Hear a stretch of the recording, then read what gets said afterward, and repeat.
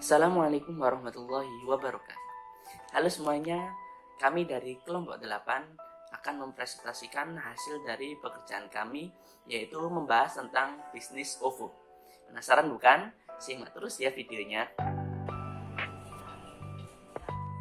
Sebelumnya kita kelompok 8 terdiri dari 3 anggota, yaitu Ahmad Alfian Ertiansyah, Elisa Tri Aswuri, dan Rita Kurnia Septiani.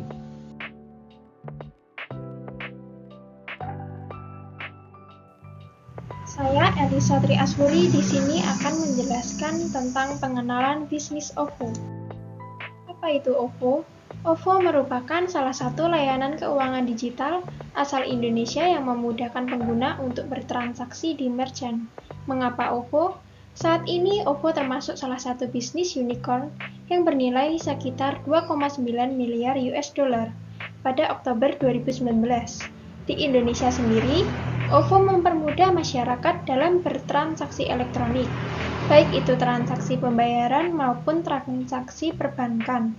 Dan juga mitra yang bekerja sama oleh OVO ini sangatlah banyak, sehingga sangat mudah untuk dijumpai. Banyak benefit yang kita dapat saat memakai OVO, seperti cashback saat melakukan kegiatan transaksi, baik pembayaran seperti pulsa, cicilan, voucher game, maupun pembelian barang mitra seperti Tokopedia, Indomaret, dan lain-lain. Serta masih banyak lagi benefit yang kita dapat.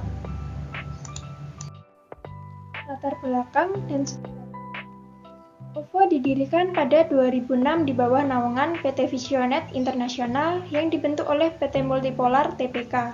Guna memenuhi kebutuhan edisi, Lipo Bank telah digabungkan dengan Bank Simniaga pada 1 November 2008. Visionet pun mengembangkan variasi produk dan servis dengan menawarkan layanan terkelola IT hingga aplikasi dan perangkat keras untuk kebutuhan bisnis IT. PT Visionet Internasional beralih ke perusahaan baru yaitu menjadi PT Visionet Data Internasional pada 2016. Perjalanan OVO dimulai pada 2016 sebagai aplikasi yang menawarkan pembayaran, poin loyalitas, dan layanan keuangan yang didukung oleh lengan bisnis digital Lipo Group.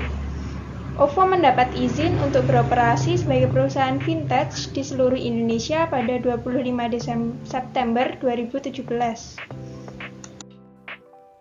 Tujuan bisnis OVO yaitu yang pertama, menyediakan ruang interaksi antara OVO dengan para internet marketer. Yang kedua, mentransfer produk experience untuk meningkatkan apresiasi internet marketer. Yang ketiga, sebagai ajang membangun brand positioning dan public awareness OVO Virtual Bank di setiap kota.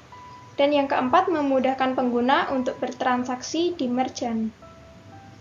Selanjutnya akan dijelaskan oleh teman saya yaitu Alfian.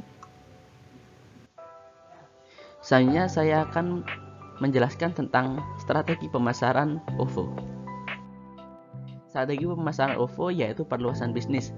Pada Mei 2018, Grup Lipo dan Tokyo Century telah membentuk serangkaian kemitraan di Indonesia, termasuk investasi di OVO, di mana Tokyo Century menginvestasikan sekitar 120 juta US dollar. Pada bulan Juli 2018, OVO mengumumkan kemitraan strategis dengan beberapa perusahaan penting sekaligus di Indonesia. Perusahaan yang digandeng antara lain Bank Mandiri, Alfamart, Grab, dan Moka. Kemitraan baru ini bersama dengan kemitraan yang telah dijalin dengan jaringan Lipo menjadikan OVO sebagai platform pembayaran dengan penerimaan terluas di Indonesia. Untuk memperluas basis penggunaannya, OVO juga mengumumkan kerjasama dengan platform belanja online, yaitu Tokopedia, pada bulan November. Tokopedia resmi menggandeng OVO sebagai digital payment pengganti Toko Cash. OVO menambahkan 80 juta pengguna aktif bulanan Tokopedia ke dalam 60 juta basis penggunaan OVO. Berbagai kemitraan tersebut membuat pengguna OVO meningkat drastis. Pada bulan Oktober dan November 2018, diklaim OVO bertumbuh dalam jumlah merchant dengan pangsa lebih dari 70%. Saat ini OVO telah hadir pada 303 kota di Indonesia. Pencapaian ini menegaskan peran OVO sebagai solusi inklusi keuangan di mana saja. OVO telah menjangkau Sabang hingga Merauke dengan 77% pengguna OVO berada di luar Jabodetabek. Siapakah dia? Kita next. Iya, dia adalah Karania Dharma Saputra.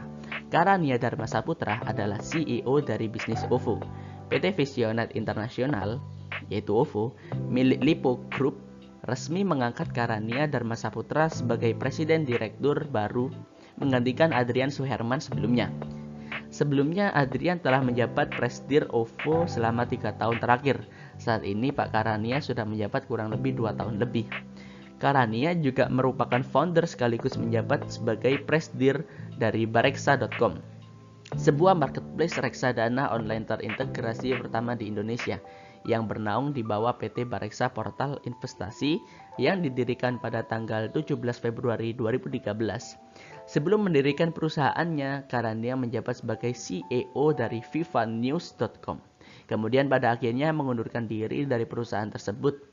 Pengalamannya di dunia jurnalistik sudah tidak dilakukan lagi.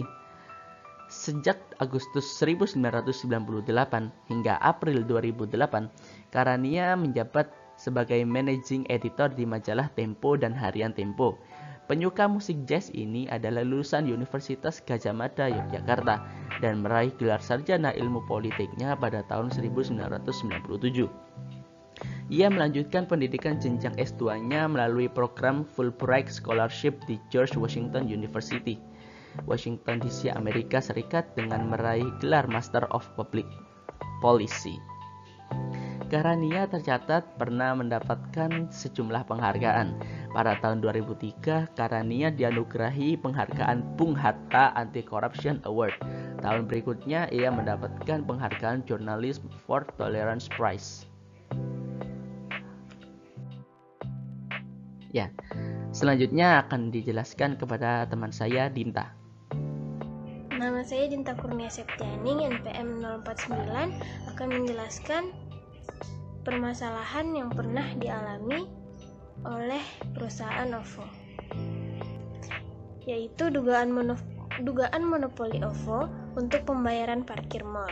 Komisi Pengawasan Persaingan Usaha atau KPPU masih menyelidiki dugaan adanya persaingan tidak sehat yang dilakukan penyedia layanan dompet digital OVO.